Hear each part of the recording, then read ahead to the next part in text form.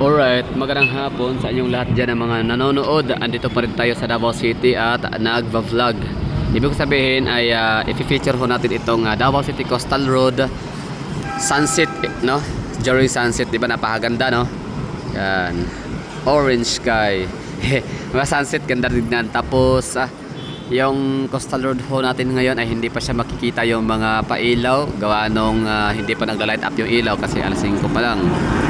Mamaya pa yung mga konti, mga alas 6 siguro.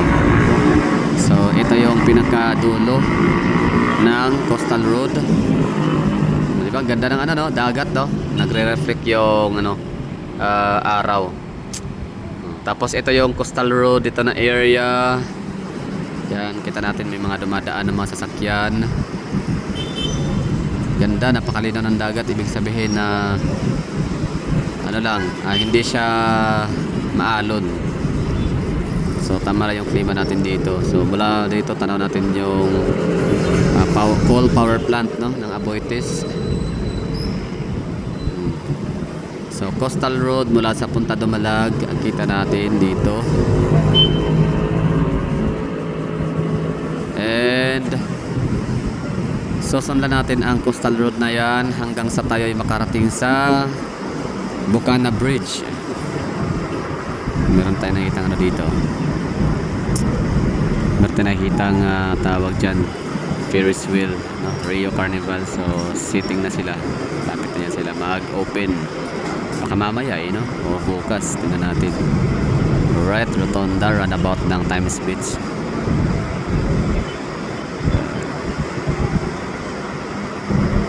Sunset.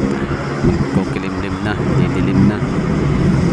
Alright. Ayan. Safe ride mga busing.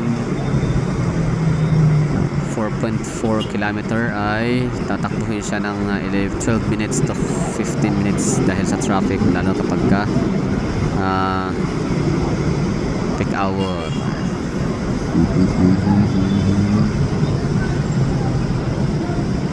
Yan o, ganda tingnan, no? Road trip si busing. Hindi, taxi ba yan? Tama, taxi. Gusto rin yata ng mga taxi driver, no, na magre-request ang mga pasahero na dito dumaan sa coastal road, na sa ganun ay makapag ano sila, kita paano ay ma-enjoy nila ang view.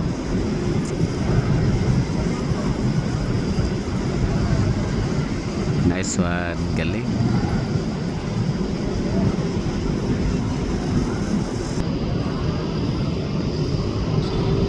Nice one. Yan lang, ha. Davao City Coastal Road, junction to. Junction 1, junction 2. Tapos ano natin to? Sinundan na. Yan, sinusundan natin yung mga kotse dito. Yan, oh, medyo mahina ang kanyang takbo. Ibig sabihin yan, magre-release din yan panigurado. Ini-enjoy niya yung view. Slow lang siya, slow moving. Ganyan. Paakyat na sila sa tulay.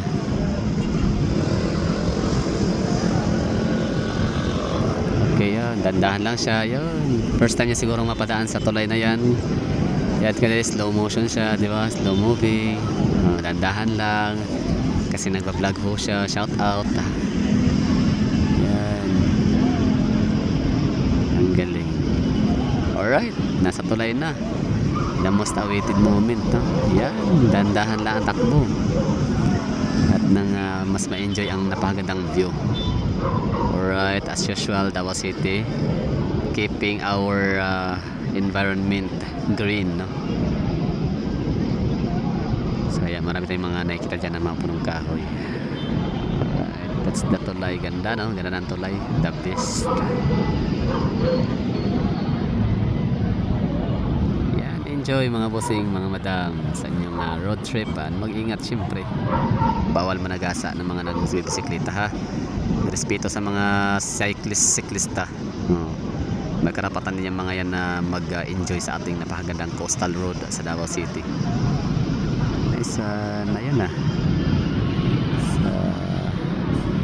Okay, takpan na siya ng simbahan ng Iglesia ni Cristo, Bukana, lokal ng Bukana. Ayan, tulay. At titinan din natin yung iba dito na paakyat. So sila naman ang nanggagaling sa downtown of Davao. Pauwi na sila sa mga iba't ibang lugar nila sa south part of Davao City. Pwedeng mag ano sila to rin. Ito parang commuter van.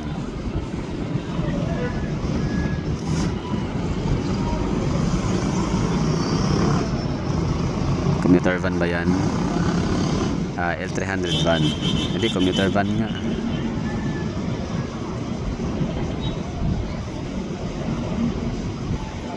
Hindi pala, L300 van nga siya.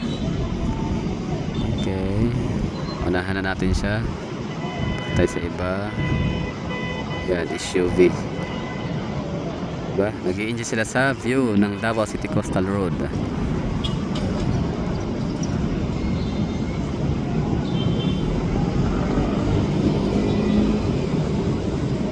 Nice one.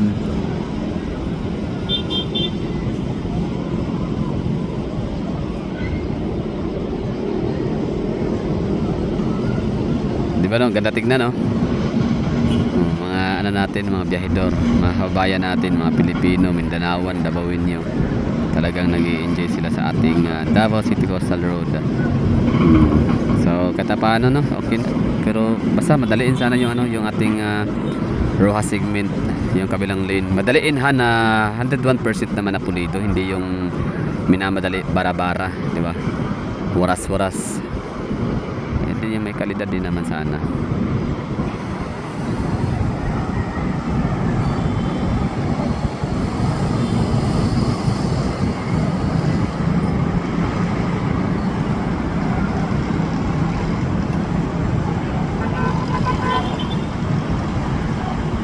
Yan na. Junction to. Asan ba sila papunta? Yung SUV. Wala, umikot lang siya. Baka yan ay uuwi sa SM. Okay. So, yun na. Ano sa tingin nyo? Di ba maganda no? Ganda ng ano? Ganda ng Coastal Road sa Davao City. Duterte Legacy. Iba talaga si Tatay Digong. The best. So, kahit saan man dalhin si Tatay Digong ng kasamaan ng ating gobyerno ngayon, di yan alintana sa kanya. Oh, hindi siya bothered. Yes, malungkot kasi normal tao lang. Pamilyadong tao din. Namimiss siya pamilya niya, tahanan niya, bahay niya, durian, lahat no. Pero alam natin niya na si Tatay Digong ay matatag. Wala siyang pinagsisisihan. Kasi lahat ng yung ginawa niya para sa bayan, mga mamahal niya, mga minamahal niya, mga kabayan.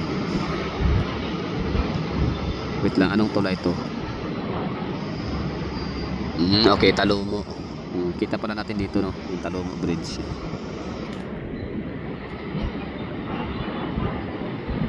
Alright, so that would be all. Thank you for watching and ingat po kayo lahat dyan. Bye bye.